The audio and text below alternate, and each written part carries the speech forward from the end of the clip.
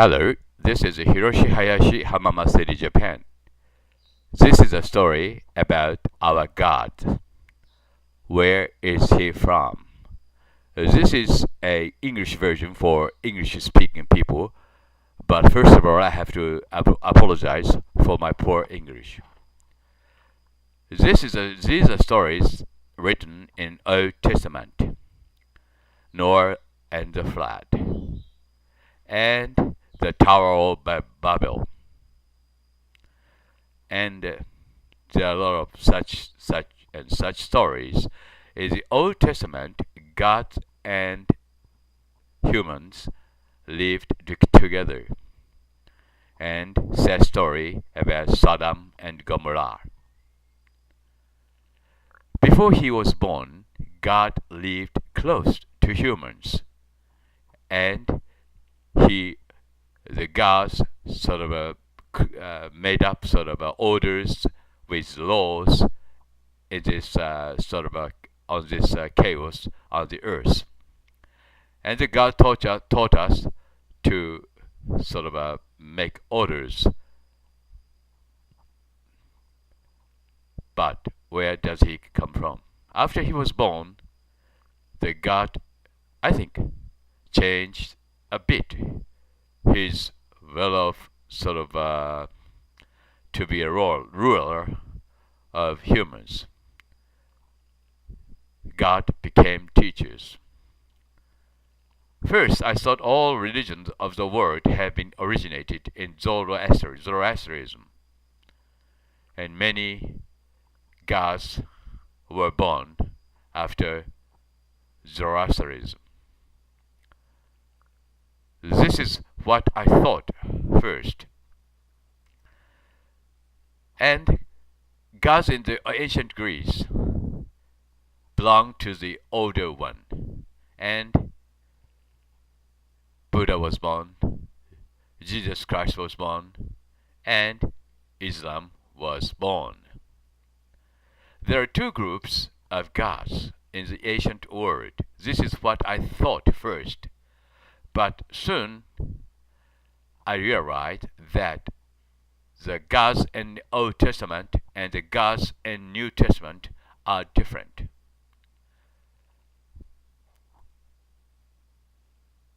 The God in the New Testament, I think, came from another world. This is what I thought in the next time. Zoroastrianism and many other gods together.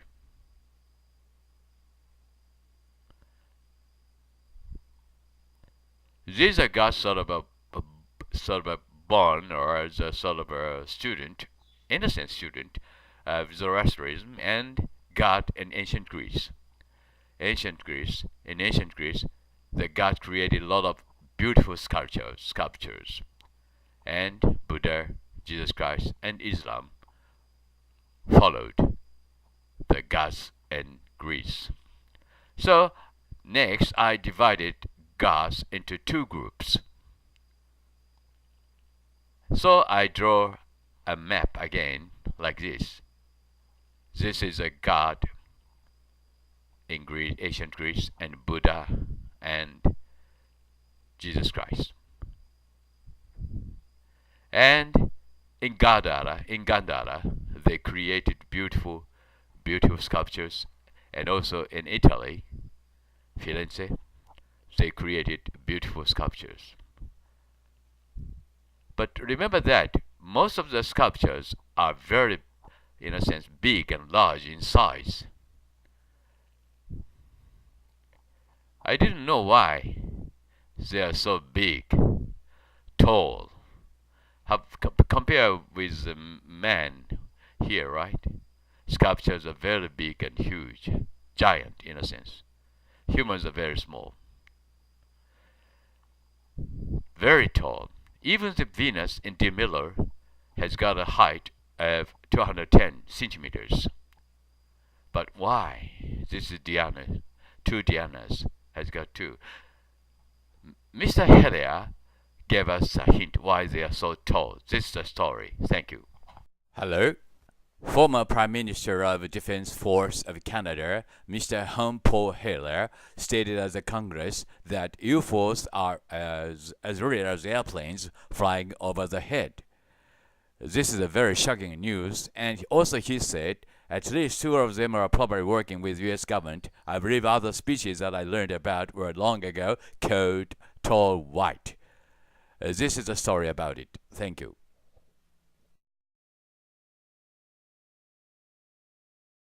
To speak to a symposium at the University of Toronto, and I said UFOs are as real as the airplanes flying overhead.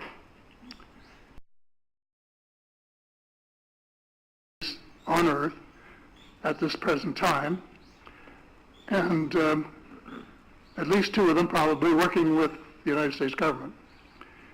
The other species that I learned about not too long ago was called the tall whites. To become spiritual beings and practice the one tenet that the world's major religions have in common, and that is the Golden Rule.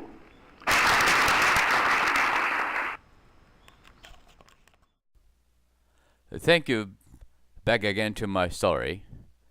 Mr. Hillier suggested us that gods, or aliens, whom we may call gods, are very tall. Tall white. This is what he said. But this is not the reason why I think the gods came from ancient Greece. Here is another reason why. I found this picture drawn or painted by Raffaello in 1504 in Firenze when he was 21 years old. And these 3 ladies sort of got a special meaning, and I found the same sculpture in ancient Greece. This is a sculpture sculpted in ancient Greece. Compare them to each other, and you will know that they are exactly the same. This indicates that Raffaello copied the ancient sculpture if he saw it, but if he didn't see it, he was inspired by God or aliens. The same God as created ancient sculptures in ancient Greece. I don't know which one of the thought is correct, but just see, and seeing is believing. They are exactly the same as you see now. So I just wonder where Raffaello got his idea from, or where do you think he got his idea from? Was he a cunning man or not? Or he was inspired by God or aliens? Whichever it is, I say that someone, or frankly, God helped Raffaello. Also, as to the this is we call in Japan. Sorry, Da Vinci, painted by Da Vinci in Japanese. Da Vinci or Da Vinci. I'm not sure how to pronounce it, but there are 2 Mona Lisa. We call her Mona Lisa. There is exactly the same painting left on this earth. These 2 ladies were drawn by the same artist, Da Vinci. But who could do it? Who could paint the same paintings? One is older and another one is younger. I think, Da Vinci was also assisted by aliens or God. So the God from ancient Greece came to India and Buddha was born, and also came to Israel, and Jesus Christ was born. And both are held by aliens when they are sort of talking about their thought. And now the gods became teachers instead of sort of rulers on the earth.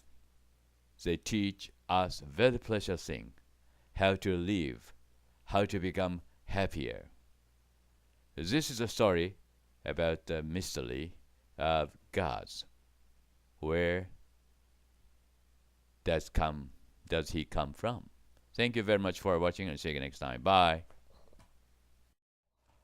Hello, this is Hiroshi Hayashi, fromMystery, Japan.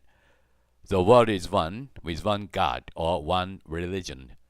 Raphael, the mystery of Raphael, teaches us so. This is a story about it. And this is sort of a Japanese edition for Japanese-speaking people in Japanese. 皆さんこんにちは。今日はですね、ラファエロの謎が教えてくれたことといいますか、世界は一つであるということなんですね。で、その前に簡単に世界は一つだという、証拠といいますか、謎の点と線をつないでみますと、その証拠が浮かび上がってくるわけであります。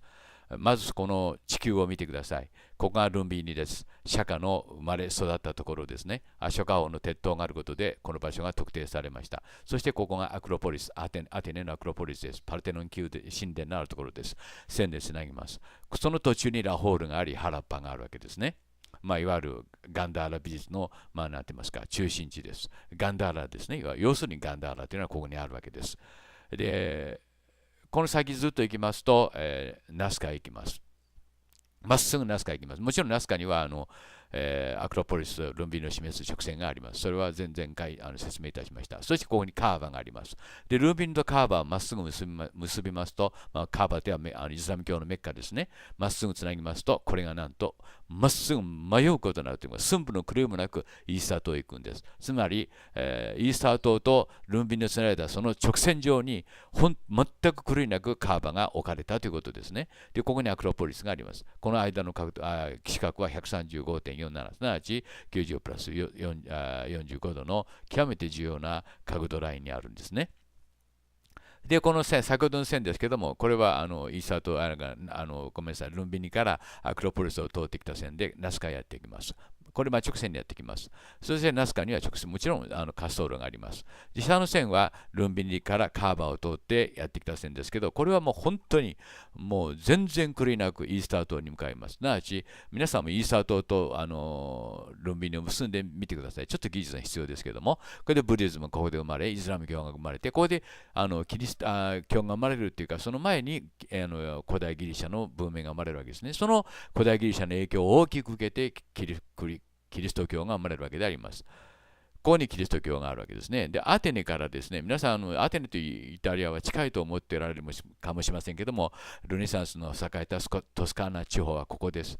この間の距離が1330キロあるんですね。このちょっと数字を覚えておいてほしいんですけども、近い距離ではないです。で、これがフィレンツェの町ですね。この近くに、いわゆるラファエロが生まれ、そして彼はこのフィレンツェで活躍し、最後はローマへ行くわけですけども、これがラファエロ山地です。いいですか、1483年にウルビーノというところで生まれます。これはウルビーノという小さな町で、フィレンツェの近くといいますか、東にありますね。で、これが彼が21歳の時に描いた絵なんです。これが三美神というか、3人の美の神という意味なんですね。ネックレスなんかもこれ全部意味があるんだそうですよ。で、薄い、一番左の人が薄い衣をスッと腰のところにまとってますね。これも意味があるんだそうです。深い意味は私には分かりません。しかし、全く同じ、彫像がですね、古代ギリシャにあるんです。これがその像なんですね。いいですか？